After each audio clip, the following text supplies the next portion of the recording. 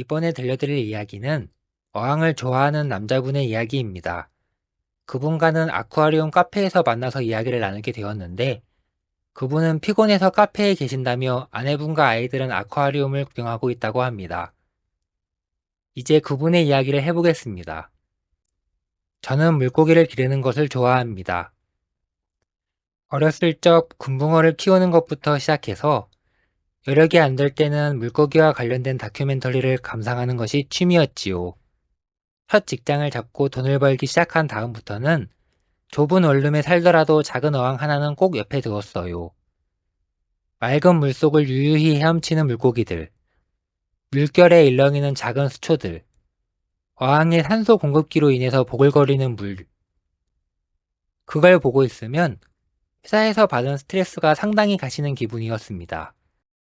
어느덧 시간이 흘러서 저는 이전의 좁은 원룸에서 좀 더 큰 곳으로 바꾸게 되었습니다. 집도 10평 정도가 되었습니다.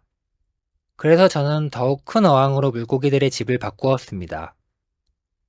하지만 그때부터였어요. 저는 밤마다 이상한 시선을 느끼기 시작했습니다. 잠을 자려고 누우면 등 뒤에서 누군가 나를 보고 있는 것 같았습니다. 그래서 등 뒤를 쳐다보면 어항밖에 없어서 기묘한 감정만을 느꼈습니다. 처음엔 기분 탓이라고 생각했어요. 이사 후 회사의 직급이 올라가면서 가중되는 스트레스의 해소를 위해서 더 큰 어항을 들인 이후에도 그 기분은 사라지지 않았습니다. 오히려 더 강해진 것 같아요.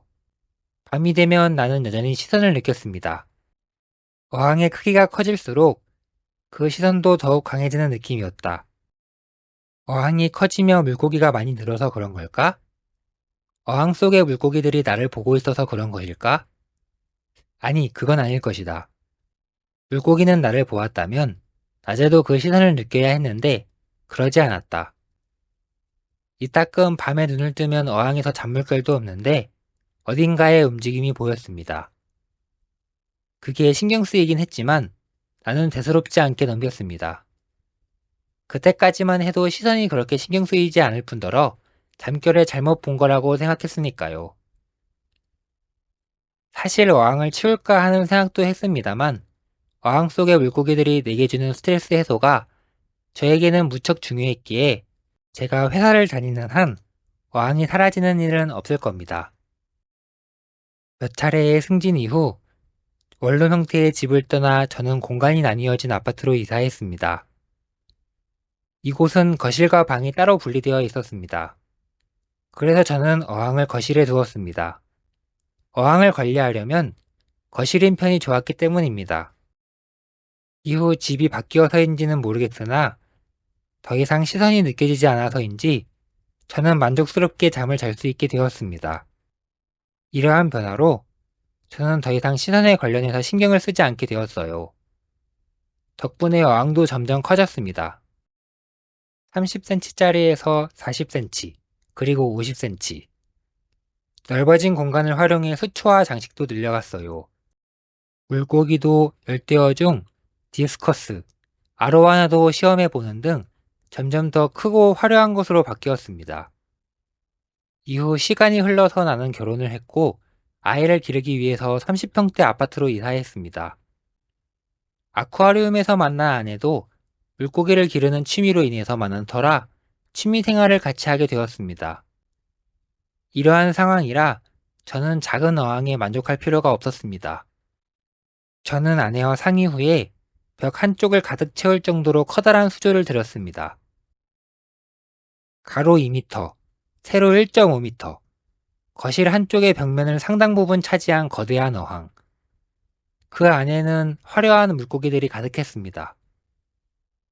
수중 펌프가 가동될 때마다 부드러운 물살이 생기고 어항 조명이 반짝이며 거실을 신비로운 분위기로 물들였습니다. 처음엔 이 어항을 바라보는 것만으로도 만족스러웠습니다. 저나 와이프가 초대한 친구들이 올 때마다 감탄하는 것을 보기만 해도 만족스러웠지요. 그러나 어느 날 나는 깨달았습니다. 어항 속에서 나를 바라보는 것이 물고기들만이 아니라는 것을. 그날 밤 나는 소파에 앉아 커다란 어항을 바라보며 잠이 들었습니다. 그날따라 피곤하기도 했고 스트레스를 많이 받은 날이라서 오랜만에 어항을 바라보며 시간을 지내다가 깜빡 잠에 들었습니다. 그리고 깨어났을 때 나는 그것을 보았다. 어항 속을 가득 메운 단 한 개의 끔찍한 형상의 눈이었다. 그건 물고기의 눈이 아니었습니다. 그것은 지성치의 눈이었습니다.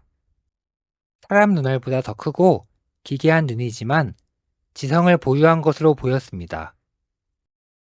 어항보다 더 깊고 더 공허한 곳에서 존재해야 하는 그 눈이 나를 보고 있었습니다. 나는 포식자 앞에 선 것처럼 몸이 굳었다. 잘못 본 거겠지. 어항에 저런 것이 있을 리 없어. 분명 환상일 거야.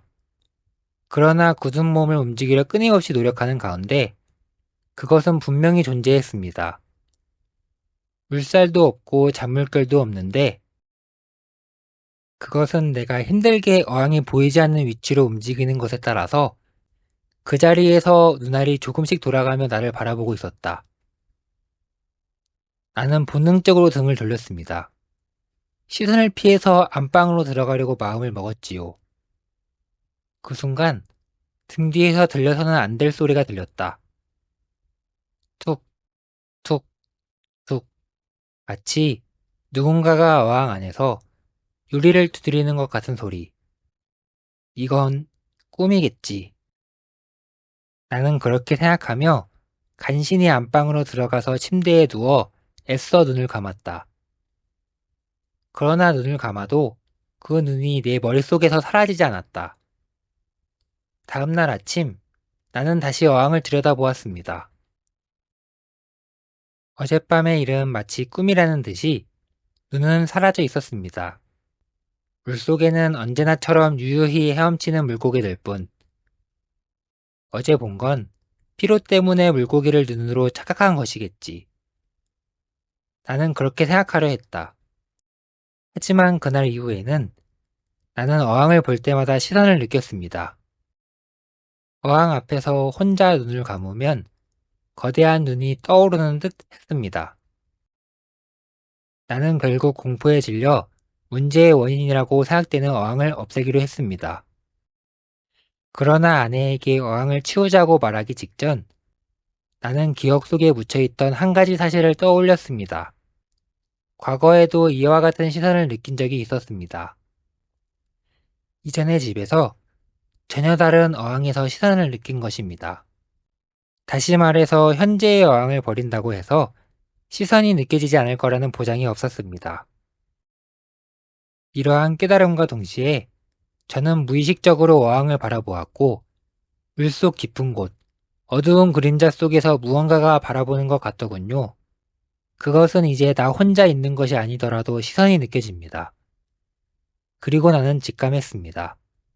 어항을 버린다고 해도 그것은 사라지지 않을 것이라는 걸. 이후 아내가 아이를 낳고 아이가 걸음마를 할 때쯤 저는 아이의 안전을 위해 아내를 설득하여 물고기들을 팔고 거실의 수조에서 물을 뺐습니다. 그러나 저는 이제 어항이 없는 안방에서도 그 시선을 느낍니다. 어둠 속에서, 유리창 너머에서, 창문을 볼 때마다 그것은 여전히 나를 보고 있습니다. 그리고 언젠가 그 눈이 보고 있는 것만으로 만족하지 않을 날이 오겠지요.